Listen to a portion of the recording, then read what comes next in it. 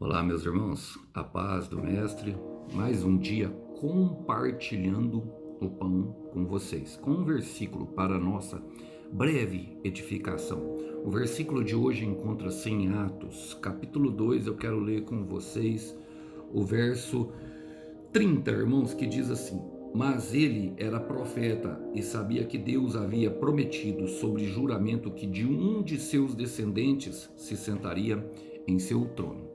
Glória a Deus, irmãos. Essa é a poderosa pregação do apóstolo Pedro em sua primeira ministração depois do derramar do Espírito Santo, em Atos 2, no dia de Pentecostes, a qual muitos confundiram que eles estavam bêbados.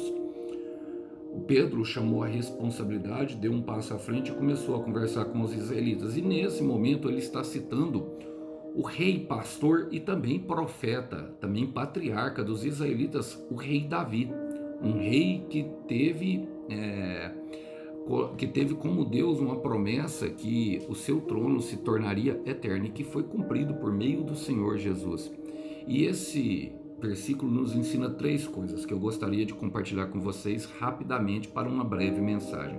Diz assim: mas ele era profeta e sabia que Deus havia prometido.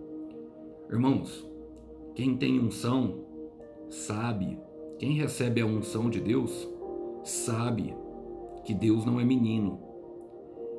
Quem tem intimidade com Deus sabe que Deus cumpre as promessas.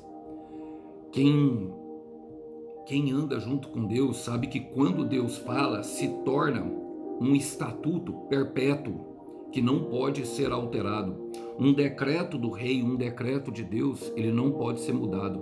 A palavra de Deus se torna lei automaticamente. É claro que tem palavras específicas para determinado momento, sim, como uma profecia momentânea, mas quando se trata de uma promessa, se torna praticamente uma lei. Ela vai se cumprir, porque a palavra do Senhor não volta vazia. Essa é a primeira coisa que eu aprendo. A segunda coisa que eu aprendo, ele fala assim, prometido sobre juramento de um de seus descendentes. Irmão, o que é um juramento? O juramento é uma promessa solene, é uma promessa feita em meio de solenidade. E ele está falando dos descendentes de Davi.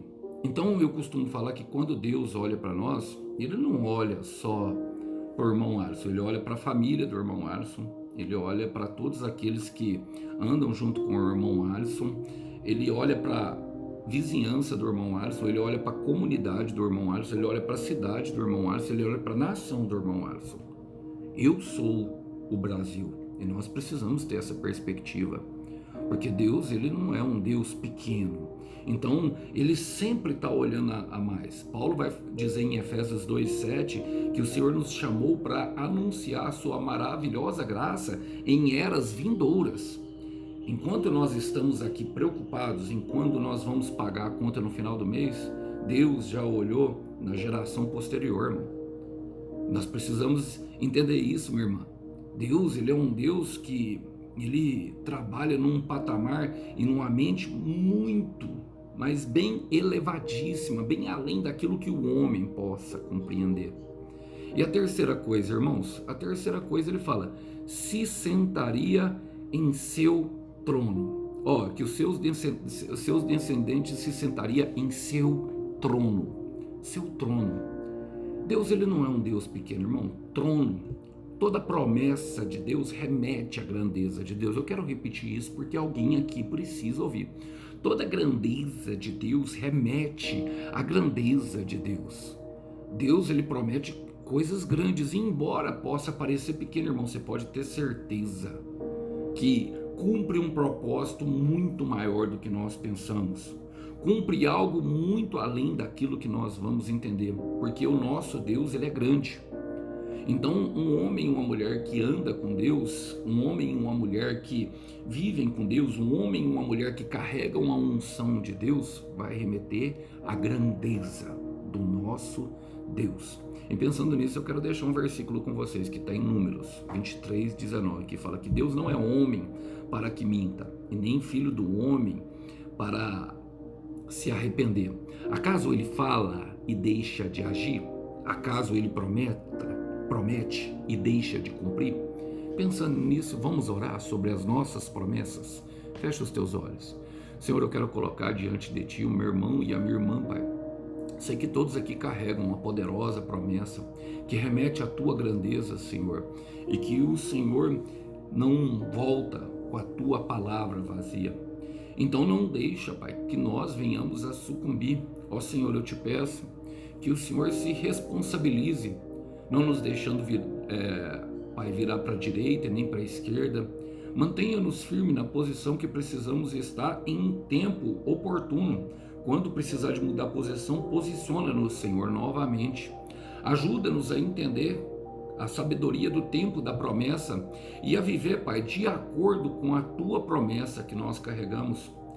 Muda a nossa maneira de pensar, muda o nosso comportamento, o nosso caráter, Pai, para que nós venhamos, ó Deus, a nos comportar de acordo com a promessa. Davi precisava ter um comportamento de rei, e o Senhor o colocou trabalhando do lado de Saul, Pai, nos bastidores do palácio. Então que nós possamos, Senhor, andar com pessoas do nível da promessa, para que nós venhamos a cumprir o Teu propósito que é eterno. Ajuda-nos, Senhor, a estabelecer e dar uma firmeza de propósito dentro do nosso coração. É o que nós te pedimos hoje e oramos em nome do Senhor Jesus. Meu irmão, minha irmã, se você não desistir, você chegará à terra prometida. Que Deus abençoe os irmãos, que os irmãos possam ficar com essa breve palavra, a paz do Mestre. Tchau, tchau.